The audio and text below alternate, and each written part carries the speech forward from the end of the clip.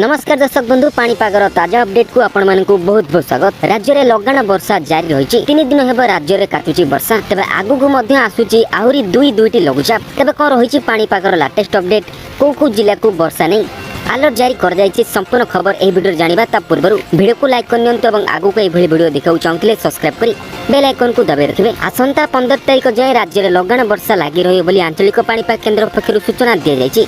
15 तारिख पर वर्षा कमिबो। आंचलिक पाणीपाग केन्द्र पक्षरु आहुरी मध्य कुआ जायछि जे 13 तारिख रे एक लघुचाप दाना बांधुछि। एहा प्रभाव 13 और 14 दुई दिन वर्षा लागि रहिबो। एही समय पश्चिम और उपकूल ओडिशा अधिक वर्षा हे बोली आकलन कर जायछि। एने आगामी 19 तारिख रे आउ एक नुआ घूर्णी बेले सृष्टि हेबार आकलन करुछि पाणीपाग। चलित मौसुमी ऋतु रे जून आज जाए राज्य में 667 मिलीमीटर वर्षा रेकर्ड होइछि। तबे मयूरभंज सुंदरगढ़ सोनपुर झारसुगुड़ा भी एबे भी वर्षार परिमाण कम रही किंतु अन्य सब जिले में वर्षार मात्रा स्वाभाविक रही। पाणीपाग विज्ञानी उमाशंकर दास सूचना देइछन्ति लघुचाप प्रभाव राज्य में एबे भी वर्षा लागि रही। 13 रे आउ एक लघुचाप सृष्टि हेबार संभावना रही। एहा प्रभाव आज और काली प्रबल वर्षा होई पारे। 13 14 रे प्रबल अति प्रबल वर्षा ने संभावना दिया जायछि।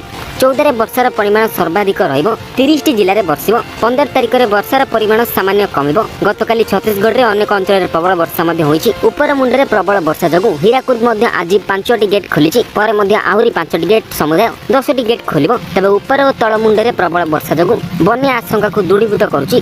लगाण वर्षा जगु अनेक अंचल बन्या मध्ये परिस्थिति सृष्टि हेबार संभावना रहिछि। तबे आगु जे कोनसी पाणीपागर ताजा अपडेट आसियो प्रथम एही चैनल मिलिबो। तबे सब्सक्राइब करी बेल आइकन को निहाती दबाई रखिबे।